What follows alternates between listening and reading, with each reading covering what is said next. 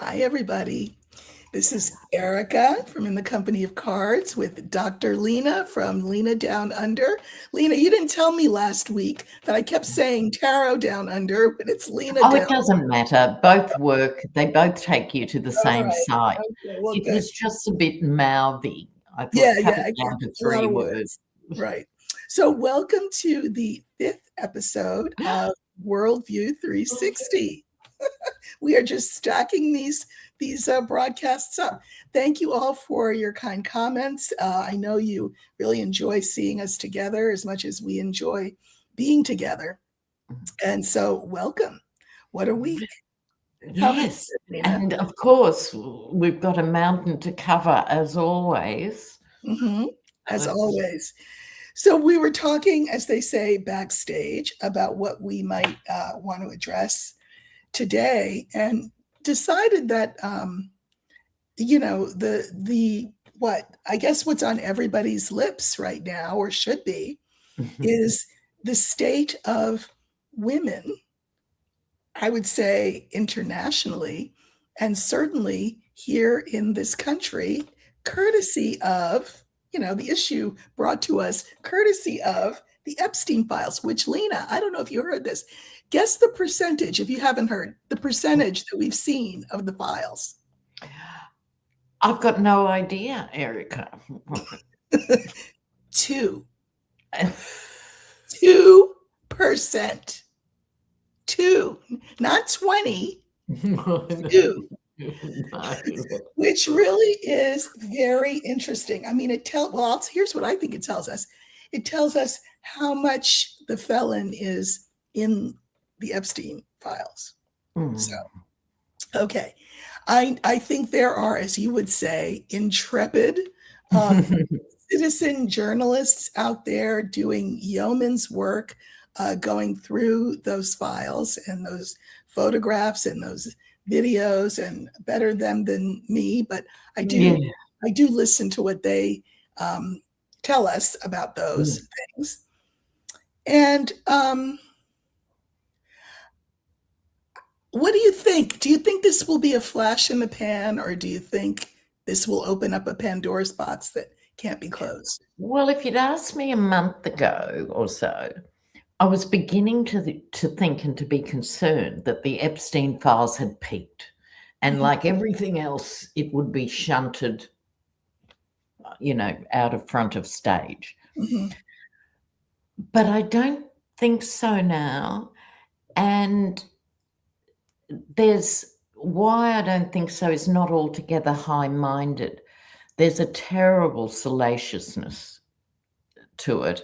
True. And people have an unquenchable thirst for dreadful sexually related things. So I think perversely, if you assume that's always been the case, this is a time where it needs to be kept in the front of people's gaze and mind. So I would agree with 50% of that. I think that it absolutely does need to be kept in the front of our vision and our awareness. But I'll tell you, I'm not sure that the salaciousness is the thing that will keep people keep people's attention, because you know why? It's over the top. It's not even salacious anymore. It is stomach churning is what it is. And so and maybe I'm wrong, maybe I'm just super optimistic. One of my brothers said to me years ago, he said, "You know what, you'll never be old." And I said, "Oh, well, thank you. Why?" And he goes, "Because you're such an eternal optimist." And I kind of am. And I really think that it's not the voyeurism that will keep people glued to this. I think it's the horror of it, and I think the fact that it really makes clear the larger issue, which is the role of women, the place of women in the mind of popular culture. And I think that we've had, you know how I always say we were in a fun house about race, that all these distorted mirrors, and we were supposed to think that everything was fine, and it really wasn't. Well, it's the same thing when it comes to women's position in the society. Why does it take a dead guy's files for women to be believed? The Farmer sisters came forward to the FBI 30 years ago, and they weren't listened to. We're hearing all kinds of reports of people having reported Epstein and company, and they circular filed the information. They just threw it away, or they put it in a file and locked the cabinet. And I think, one of the things I said to you before we went on is that there's a lot of conversation now about when these people were really doing their thing, which was in the 90s and the 2000s, and how at least in this country, there were certain stores that if you had a girl of a certain age, that's where they would want to shop. And if you shopped anywhere else, they would, their life would be over because they'd be ostracized, right? And the places that they wanted to shop were places like the Limited, Victoria's Secret, Les Wexner's playground. Playground.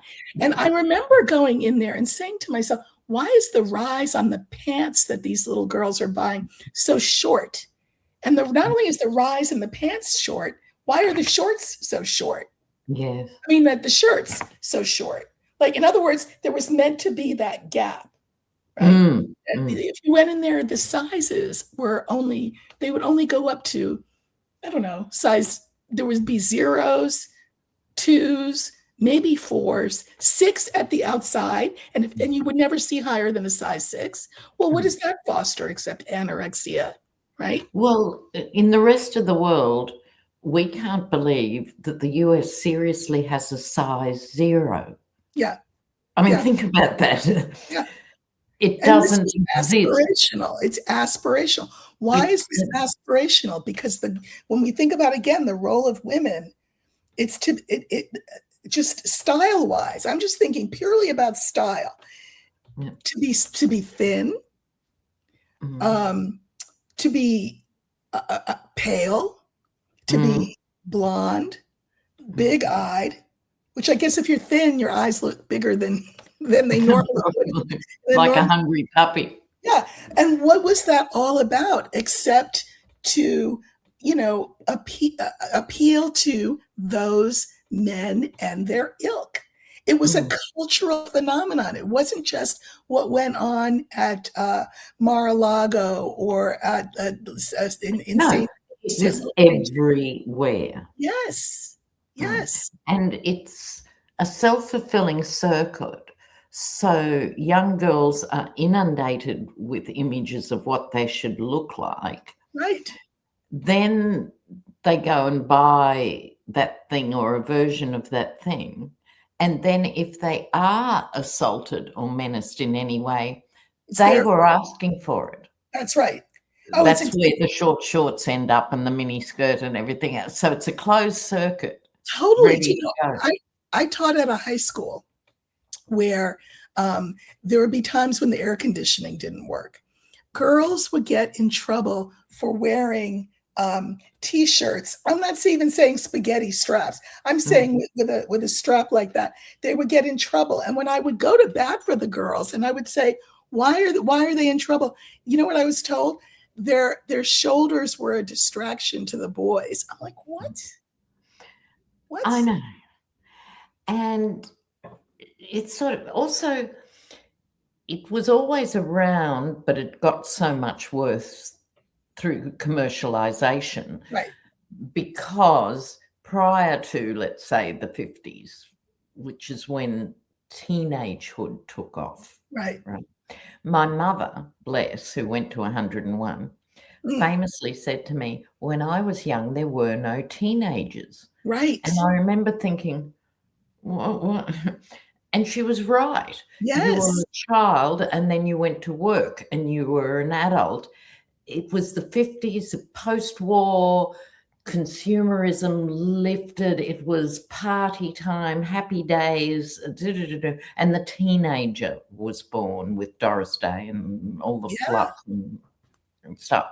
And then, of course, the nature of commercialization, it took off from there. Sorry, I forgot my ultimate point. Go on. That's true. That's where that all comes from. So I think there's that we're all thinking about. And if you are a mother of a certain age who has daughters who are now, I would say, in their 30s, you bought into that cultural understanding. I want to punch myself in the face for that, I have to say. So there's that. Then there's the fact that we're hearing all that we're hearing, and one side of the aisle is completely silent, and the other side of the aisle is not nearly as loud as they ought to be. And one has to ask the question, what's that all about? And I think there's been a cultural drift, if not an avalanche, to making women smaller. Right. So if you asked men in the 40s or 50s, curves were in. Sophia Loren had curves. Marilyn Monroe had curves. Right. If you watch the women's gymnastics, and it's worth having a look on YouTube, the women's gymnastics in the 60s, they were women. Right. They were big, substantial, strong women. Right. It wasn't until in like the 70s with Olga Korbut. Remember her? Exactly. And Kamenetz and those who were given puberty blockers, and they suddenly became these permanent little doll-like figures. Right. And we forget. Right. It's important to remember that women's gymnastics did not look like it does now. And go because Simone women Biles. look strong and powerful and athletic. And these men didn't want that. Well, what I'm hoping is that white women, and I'm saying white for a reason, are looking at this whole phenomenon now and saying, wait a minute. What Kool-Aid did I drink? What Kool-Aid was poured down my throat? And when did I go back and say, please, sir, may I have some more? That I continue to participate in this. I think that's really the question. And I will tell you, we were thinking about whether we were going to talk about misogyny or racism. We knew it was one of the two. And I was saying, we should talk about one day and one next week, maybe. But here I am. I'm about to. Yeah. And the reason I want to conflate the two is I think about Black culture, Black female culture. And when it is unsullied by these kinds of cultural influences, like the Lex Wexners and the, Limited and Victoria's Secrets of the world, what is considered attractive is quite different. I was teaching once, and I had these Black boys in my class, and there was a white girl in the class, and she was going to for a job interview. So she never dressed up, but she had dressed up, and she had on a skirt, and she looked really nice. And the boys wanted to compliment her. So they did. They said, "Oh, you look thick." She ran out of the room crying. And then I had to go back and forth to translate. I said to the girl, it was meant to be a compliment. And then the boys, I had to explain to the boys why to this white girl, that was definitely not, they could have said it to a Black girl, and a Black girl would have said, thank you. Right? And I think that this is part, frankly, of the tension between Black women and white women. Black women, as a rule, and obviously there are always exceptions, but we tend to be more forthcoming in the things that we say, more, comfortable in our bodies. Again, assuming that we've not been co-opted by this thing in the zeitgeist, because a lot have. And how much of it is culturally determined? So I spent 8 years in London in the West Indian community there, and I was a skinny little white teenager, which was not considered a cool aesthetic, right? Right. Yeah, see? Yeah, Right. exactly. Then I spent the next 30 years in the Polynesian community, also where being skinny and white is not part of the aesthetic. To them, I looked like an emaciated junkie, Right. like Right. it just was not attractive, because Polynesian women are very big women and proud of it and Mhm. lead with it, you know. No, I mean, I'm not, And we're so, not sorry, I just want to advocating. finish that point, which is we assume, because of the dominance of American and white commercialized culture, that it's across the board, and there is some bleed through, sure, but it's not a global phenomenon. Mhm, mhm, mhm. And I think women need to pay attention. Latinas, somebody said, as Latinas, we celebrate a young woman being introduced to society not until 15. Talking about when someone becomes a teenager or a woman. Yeah, quinceañera, I think Yeah. is what it's called when they celebrate that. Yeah. And then somebody saying, remember when larger women were representative of the wealthy class, showing that they had money to be well fed.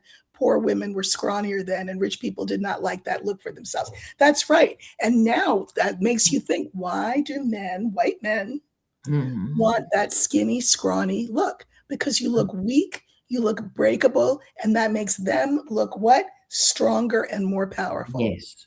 Yes. So this is worth thinking about. Yeah, totally. Totally. But also the bleaching of identity, the phrase in terms. And I just saw an interesting video last night, actually. A Black American guy who's a tourist, but he does his best to try and find out in all these different countries what's going on. They're only little short videos. And he was in Fiji. Now, Fiji is predominantly Black, but has a huge Indian population as well. There's a whole history of indentured workers brought from India to Fiji. So Fiji is 90% Black when you put it together, right? And that was an interesting experience for him in itself, being in a dominant Black environment. But also, fros are big with Fijian. Fros are the traditional hair. The bigger the fro, the more prestigious. Fros are where it's at. And he was asking, do women here use weaves? Weaves, right? And no one knew what he was talking about until weaving meant weaving baskets or weaving mats. Right, right. So the actual word, you know, Had a different doesn't translate. connotation. Yeah. And even being exposed to a lot of Black American culture, they went, why would you do that to your hair? Well, And that was interesting. So you'll see dreads, you know, commonly with men, and fros. And well, some have shorter than others, particularly I'll tell around you, religious hair. expectations and so forth. Hair is a we whole other political thing. I mean, I got hassled when I taught in a public school for wearing my hair like this. Yeah. In fact, I was told that the principal came over and he said, "Why are you wearing your hair like that?" I said, "Well, why do you have on a purple shirt?" So he didn't Yeah. say anything. And then he said, "Well, you know, I may have to take this up with the Board of Education." I said, "Well, you do that, and I'll take it up with the NAACP, and we can compare Yes. notes." Excellent comeback. Yes. Right. So there's that. Also, you know, this whole idea of hair. Our hair, for example, grows up before it grows down. So that's the first thing. So it defies gravity, it seeks the sun, and then only the weight that eventually will if you grow it long enough will pull it down. And this idea of perming and straightening and all of that, they have found that those chemicals that people use in their hair carcinogenic. are carcinogenic. I know. You know, that's not by accident. Yeah. Yeah. So And how big is that industry? the Black beauty industry is, let me tell you something. I've only ever worn my hair in an afro, very, very short, or in locks. Those are the only 3 styles I've never had a chemical in my hair, ever, ever, ever.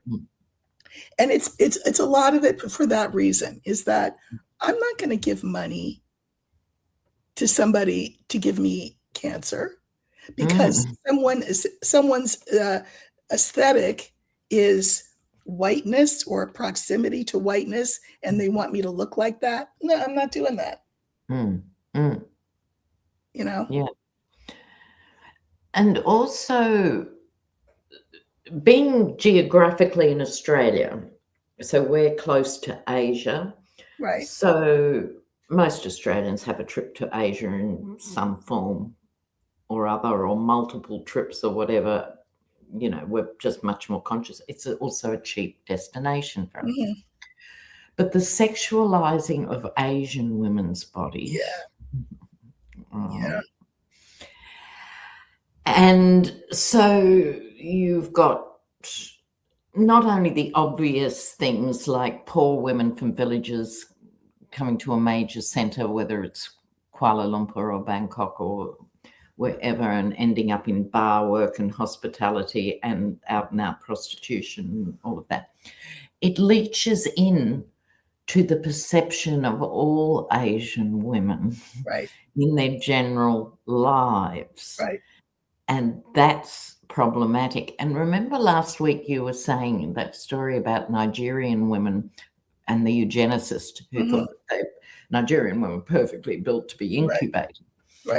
And in Australia, couples who want a surrogate, first port of call, Asian women, right? So you've got the sexualization going on all the time. And then when it comes to, oh, they're poor, they don't really have a choice, we'll pay them good money, an Asian woman. They don't ask the white woman or the white relative down the road to be the surrogate, you know. Well, and then speaking of Asia, something I noticed was how much white skin is prized. The whiter the skin, the better, definitely in Korea. And the other thing was, it was a rite of passage when you turned 18 in Korea, South Korea, to have surgery on your eyes to correct the fold. So that your eyes look more occidental. And it was just, they didn't bat an eye when they talked about this, you know, that was the beauty standard. White, the whiter the skin. I had someone I knew she was Chinese. This is when I was in graduate school, and we were chatting, and she was visiting for a year. And she said, you know what we say in China? I'm like, what do you say in China? She said, well, we say that the Black people are the most athletic. So I said, okay, I know where we're going with this. And we say that the white people are the most beautiful. I said, oh. I said, what do you say about yourselves? Oh, I don't want to say, she said. I said, no, come on, tell me. She said, we're the most intelligent. I said, so y'all got it all figured out, huh? She goes, yes. I said, okay. And those tropes hang true. Even if you interview any of the other parts of that, they come up with the same answers. That's how dominant this discourse is.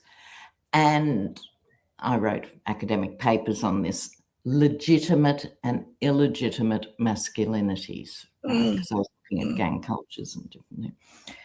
It's legitimate for Black men to be really good at sport and to be musical. Those are the two legitimate avenues to success. It's illegitimate to become a Black lawyer or to be something else because you're seen as being, a DEI hire or whatever. It has to be qualified. Couldn't possibly just be a smart Black person because that wrecks my worldview, and all of that. And so also for Asian kids, because it is a thing in Southeast Asian communities in particular, about intelligence meets the Western world. Okay. So you have that first generation immigrant to Australia or probably the US or something, and a striving for the family to get better and higher up. And they are very strict on their kids and their education. And we all know the parables of the tiger moms and stuff, where those kids are studying to get good results. Now, in Australia, when it comes to maths, for example, you have middle high school, then higher high school. When it comes to maths in higher high school, 70, 80% of the white kids drop out and do other subjects. Who's left?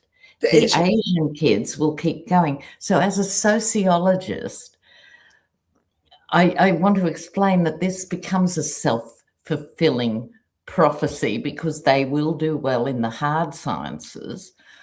And as Anglo parents tend not to push their kids so hard, and if the kid's going surfing, you know, whatever, whereas the other kid. So it's actually cultivated, is what I'm trying to say. It's not mysterious and it's not innate.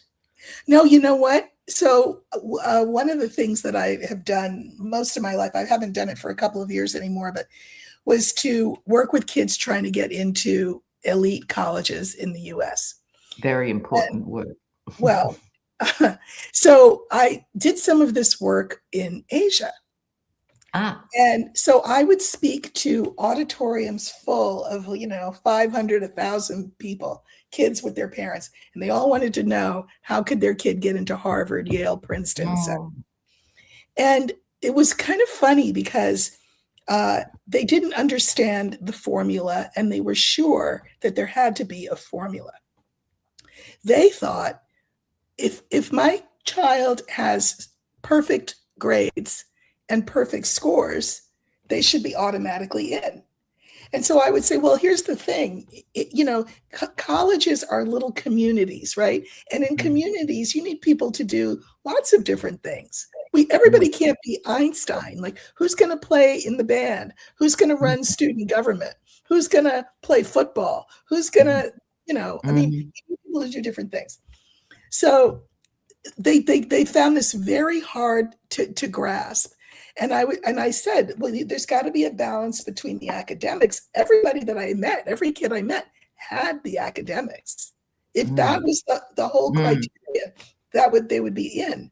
But none of them had the other piece, partly because there's only 24 hours in a day. Yes. And kids would go to school from early in the morning till maybe 4 in the afternoon. Then at 4 in the afternoon, they would be bused to the after school where they would cram for the standardized tests. That was their life. There's no time left to do anything else. So they would ask me about the concept of clubs and organizations and student government and stuff.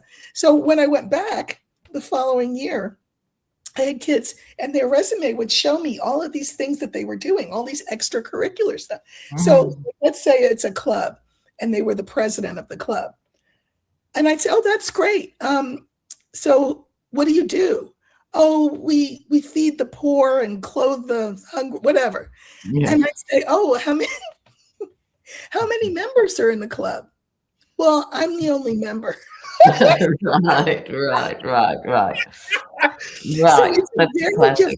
right. So of course, their understanding of being a well-educated person has to do with books, which you learn in books, and they don't really understand the bigger picture.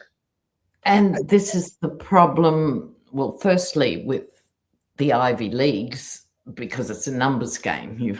However many, and only so many are going to get in, and that's right. You know everything there is to know about that process. But what also happens, and I would find this from students from Pakistan and Bangladesh and Botswana and Zimbabwe, many overseas students come from a top-down educational system. Your job is just to please the teacher and do what is required. And even at postgraduate level, doing masters and PhDs and stuff, it would take me weeks and weeks for me to get them to trust me enough to disagree with me. Right. Right.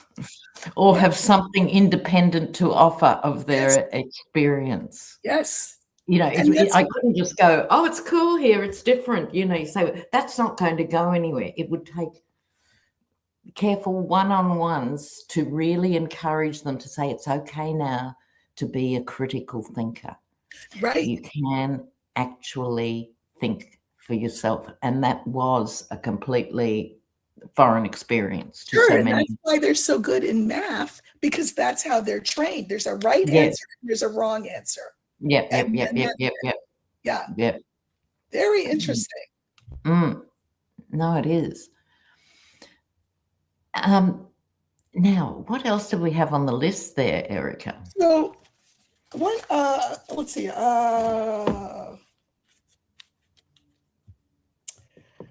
Well, you mentioned and this is bringing together gender and race again, I guess. Mhm. This idea that you seem to be you think is a little bit odd, which it is odd. So you're right. This idea that there are certain people in this sort of magosphere, we'll call it, that seem to sort of jump off the ship when it comes to the composition of their families and what that's all about. So, for example, Mm. Handmaid Amy. Handmaid Amy has a bunch of kids. I think I want to say like 7, and and I think that 2 or 3 of them are adopted and are Black. Okay, let's just jump in here.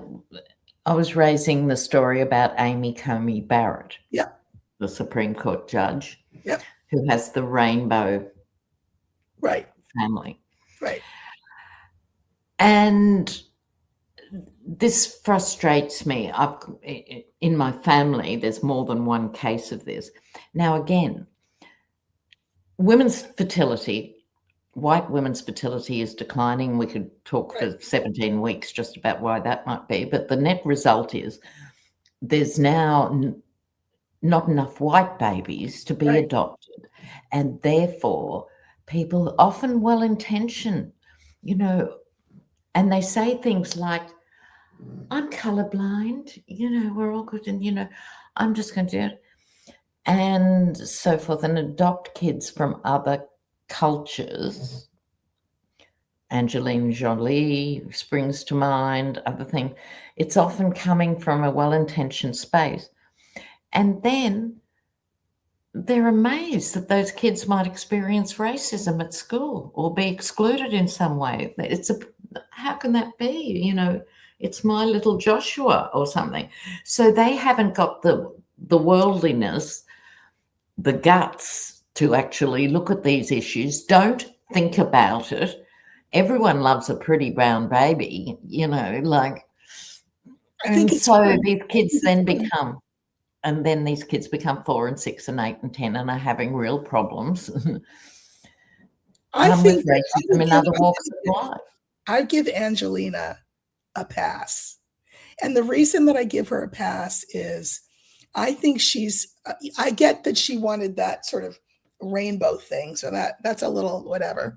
But she's gone out of her way, I think, um, to create situations for her children that help them embrace their. Look, that's true, and she also gives money to the various. That's true, but it's more that they know who they are and where they come from, and I think that that's great. I would say that that is not the norm. I don't think that's what Amy Coney Barrett had in mind. I think No. in her eyes, it makes her look like it's a savior complex. She's the great white hope. She's not racist. How could she be racist? Look, she has Black kids. It is as though they are display items in a not even a museum, in a circus. I think, and I'll tell you, I don't think it does those children, however they may be raised in with all of the creature comforts of a wealthy family, any favors whatsoever. Now, then we can go to the seamy side and bring up Mike Johnson, Speaker of the House. That's seriously creepy. Yeah, Mike Johnson is such a great white hope that when he was 25, which mind you is pretty young, I'm just going to say, and single.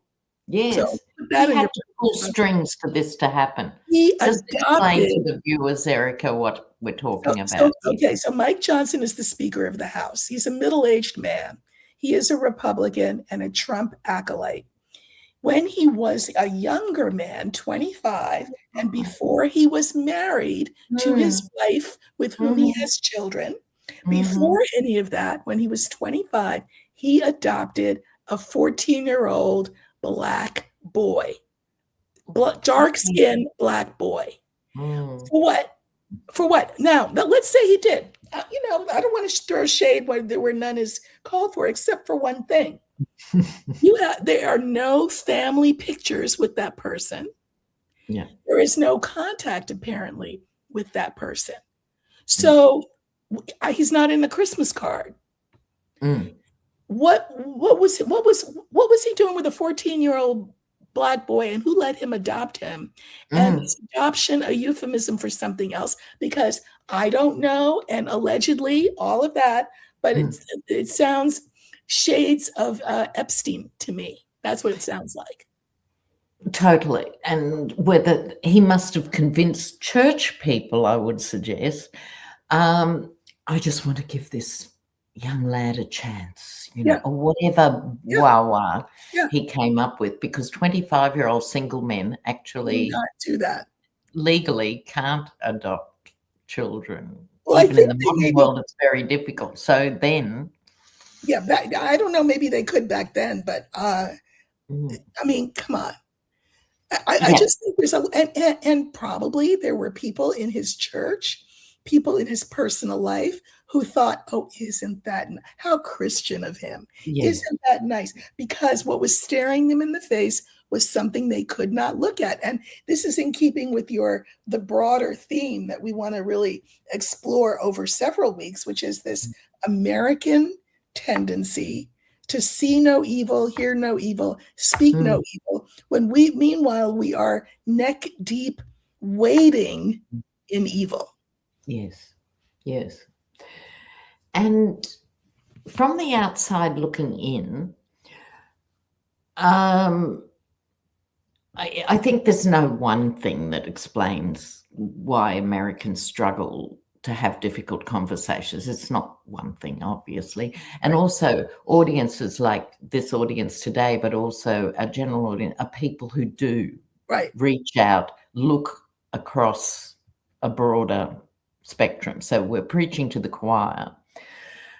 But in general terms, so if you raise an uncomfortable issue, even something that's seemingly not personal, like wealth disparity.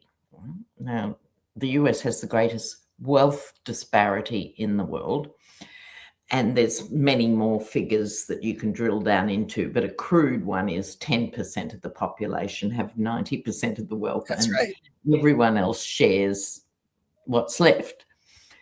To even talk about that, there was traditionally resistance from Americans in the sense of I put it down to, over the years, there's a desire that's cultivated in Americans that one day I might be rich. So I'm going to vote like the rich vote, and I don't want to hear about poor people. And people would be uncomfortable talking about poverty, even their own. Now, there's a difference, I would say, here in the Black community and the white community. I think the Black community was always aware when the chips were down where everyone else fell in that domain. Not so self-conscious. But white America only now are beginning to put out videos now talking about their poverty. I'm going to be living in my car next week because I cannot pay for the groceries and the power bills, and not hiding it. Well, there was, in keeping with this idea of what's polite and what's not polite, and things that you can and can't talk about, white culture will say you don't talk about religion or money. Yeah. And so one thing that is considered to be very gauche in certain circles is to, for example, talk about your salary, compare salaries. I would submit to you that it has nothing to do with politeness and everything to do with the way that money is dispersed. In other words, what if you did have a conversation? You're a woman and you work at a company. And what if you did have a conversation with a man at a dinner party and you find out that you know that you have equal job responsibilities, and you find out that they get paid twice as much as you. That's why they didn't want that information out. And if you went to the boss and said, what is this all about? The boss would say, well, he's got a family to support. You know, and that was the end of the argument. Or you're going to leave and you're going to have a baby, or you're going to whatever. So that's why. So we call, but these things have their tentacles in the culture. So still people will say, oh, we don't talk about money. What do you mean you don't talk about money? We need to talk about it. We really need to talk about it. And who doesn't have it and why that is. And anybody who tells you it's not polite, you have to ask yourself, what is their vested interest in you not talking about this issue? Exactly. And I think it obviously was deliberate at some point, but people have internalized it. That's right. It's just bad form. That's right. Or whatever. But I'm even aware of it on my own channel, and I apologize routinely for sorry about more Dem bashing, right? Okay. And I'm sincere in that apology. I don't want to just bring people down. But unless we can talk about what's wrong with the Dems and the lack of fight, this is going to be so much worse. And this is why I was so passionate about bringing this subject up, and we'll dissect it again, because if you do not learn about your history properly and thoroughly, then the old saying, condemned to relive it, right? And it's like, because slavery has never been dealt with. Never been dealt with. No. At best, emerging from the civil rights campaigns and Dr. King and there was sort of enough sort of middle Americans go, well, the decent thing to do is to give these people the vote. But we don't want to talk about slavery. Right. You know, Wes Moore, who is the governor of, I think, Maryland, black guy, he's the one that Trump didn't invite to the governor's lunch. But anyway, he had been thought of as a potential candidate for 2028 presidential election. He has said that he's not running.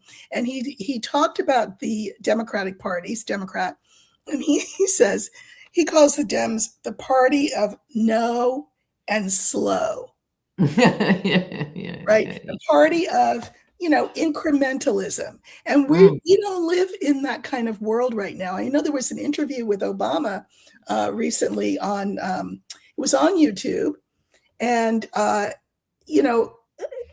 people sort of heard him and listened to his voice and how well-spoken he is, yes, and how civilized he seems and how normal and all of that.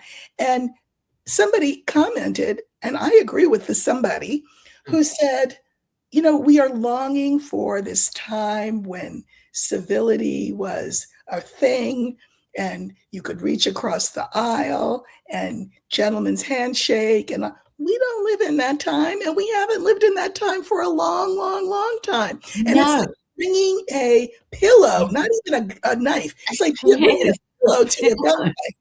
Look, exactly. And this not wanting to offend anyone. Yep. And not wanting to worry anyone, not to make people afraid, seems to be a really important thing. Historically, I can understand that. It was worthy, back in the day.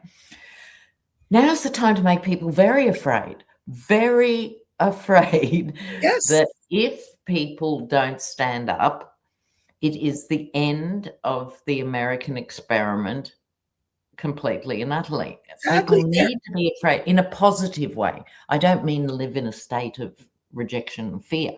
No. I mean letting that being afraid be converted to anger, be converted to outrage, be converted to action, and then you get support there with like-minded people. Right. Not to jump to this. You've got to go through the stages.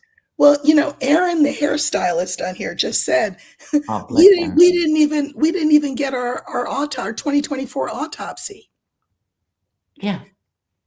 Why? Wouldn't that be a good thing for us to examine what actually did happen from a democratic perspective? But yes, no. I'd love to know. Right. What was said behind closed doors. It was a time.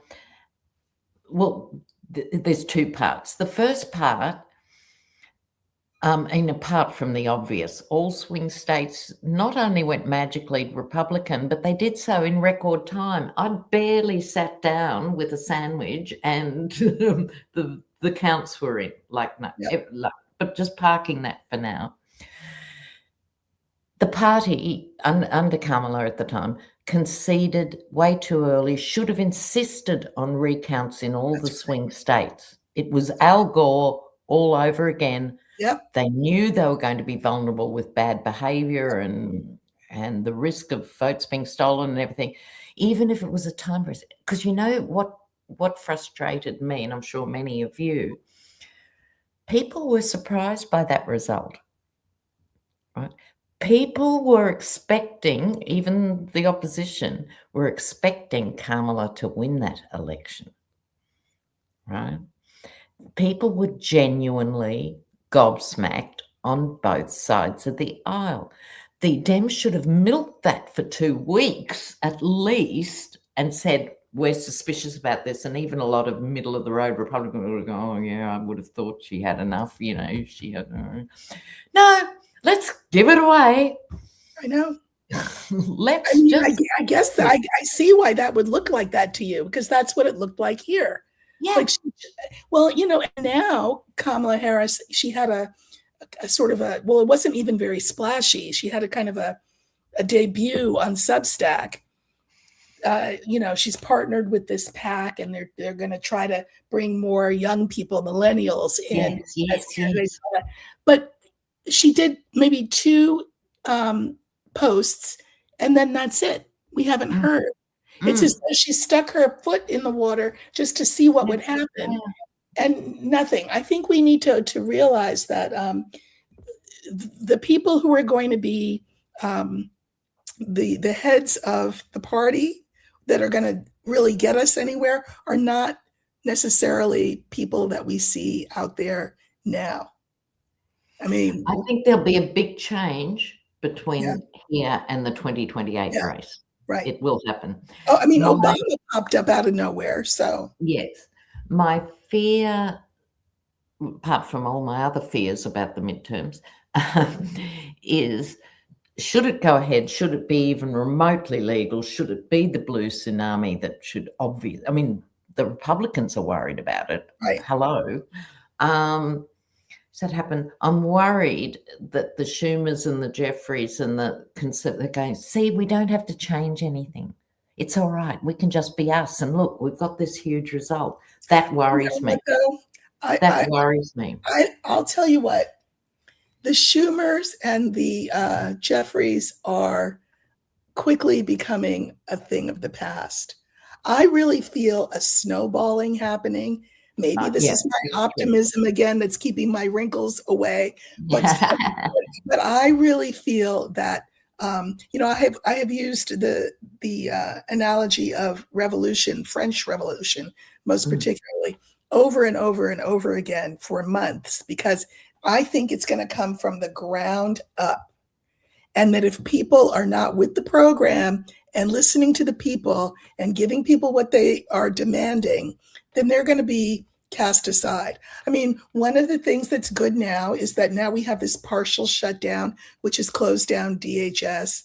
I think that's really good. I think that there's a line in the sand that the Democrats seem to be wanting to hold. I think that's terrific. They finally got there, yeah. Yeah, but we also, as you said, you bring up the midterms. Now, the latest, you probably didn't hear it because I know you've been busy all afternoon, is they're looking into every electoral record of every naturalized American with an eye towards, of course, disenfranchising their vote midterms.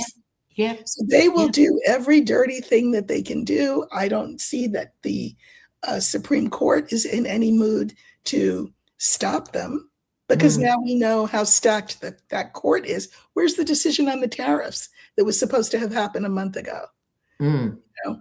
So I think that we, the people who feel like we don't have power, we have all the power in the world right now.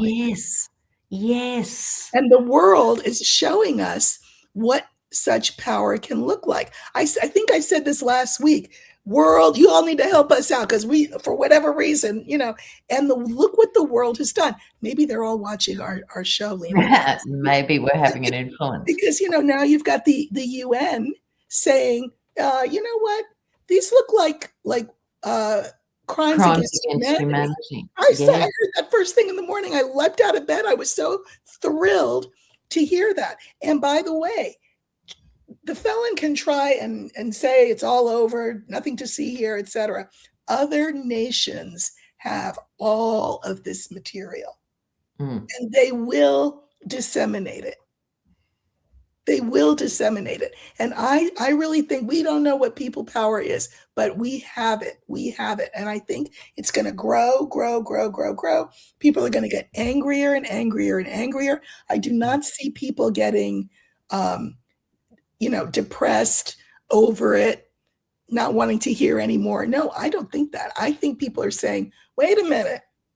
Yeah. And once any form of enlightenment is like this, once the light bulb goes on, it illuminates the room, and you go further. You can see into the corners. And once you make one huge connection, and this is the other thing that I think is happening more or less organically, is this anti-billionaire movement. Yes. They are getting the tax cuts, and the average citizen is paying off the 36 trillion national deficit. What is wrong with this picture? So once people question that, they're going to find themselves finding out a lot more about wealth inequality. There's a guy running for governor in my state, California. And so he has this commercial on TV talking about, I'm giving away half my fortune. And I'm in the Billie Eilish, or whatever her name is, that singer, who said, she goes, here's what you need to ask yourself. If you're a billionaire, why are you a billionaire? Yes. Why is anybody a billionaire? Like, why are you a billionaire? It makes no sense. Why are you a billionaire? So it is not, you don't get brownie points because you're giving half your fortune away, because guess what? You still have the other half. You'll still be a billionaire. Why are you still a billionaire? Exactly. And a society is not healthy that allows the concentration of wealth in so few hands, and it's never enough. I think it was Scott Galloway who said, may be a historical, it's not that we haven't got enough money to feed the poor. We haven't got enough to satisfy the rich. Yes. Right? And that's what the problem is. But that fact, it's not about the money. It's not about the debt. It's not about. That's what's going to light the fire under. I truly believe that. And I think America will be much more egalitarian and much more progressive on the other side of this nightmare. And it has to be. Back to business as usual is not a success. No. It might feel like a short term, but no. No, and astrologically, it's impossible. Pluto in Aquarius. There is no going back to business. It's gone now. People are waking up. Yeah. It's very exciting. Some people can't have more money than others. I don't think that's why people are writhing on the ground. No. But you've got to have got that money ethically, treated your workers well, paid them well, and so forth. And after that is profit. The problem with rogue capitalism and peak capitalism is profits start here. I open the doors, doesn't matter if my workers drop dead on the factory floor, it's profit. No, we have to build a bigger buffer zone and hopefully see worker cooperatives and things, because the other thing, and I'll just fleetingly touch on this because it's another whole episode, AI, although it's a threat to millions of jobs, however, it's not the savior the wealthy class thought it was going to be. That's why the bubble of it is going to burst. That's why the bubble's going to burst. That's right. But that's another whole topic. Thank you, Lena. In the comments, there's been fabulous quotes in the comments. Yes, terrific. I've been reading them. Yeah, fascism is the frenzy of sexual cripples. Wilhelm Reich. Yeah, look at the Nick Fuentes and all of them. It's all so twisted. Yep. It's not even a macho sexuality that's problematic. It's these twisted incels. Then you've got, and their various sort of thwarted sexuality going on. So I think that's really true. This is from Eric Hoffer. Was Eric Hoffer the union guy back in the day? No. That was Jimmy Hoffa. Jimmy Hoffa, thank you. I didn't think it sounded quite right. We'll just clear that up. Of course, Jimmy Hoffa. Close. Billy Eilish is not a billionaire, no. No. We just ask that. Open confession of dictatorship is far less dangerous than sham democracy. I love that. You can defend yourself against the former, but the latter is a creeper and people don't know what's happening. So I think that's really, really important, and why the Dems should be saying now, he's going to steal the midterms. He's tanking. He's going to do everything to steal the midterms. Everything. He'll do everything. Say it. Yeah, that's right. Alert people to it.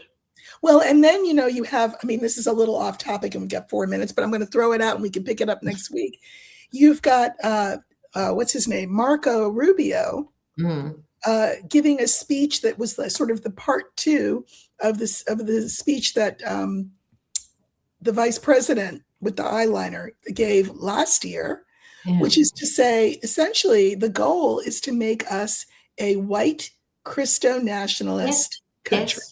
Yes. If that's not enough to light a fire under you, I don't know. He with the surname Rubio. Yeah. And that's what we talk about too. He thinks of himself as white. He is fully aligned. Well, do you know what he said? Now, remember, bear in mind, of course, he's Cuban, right?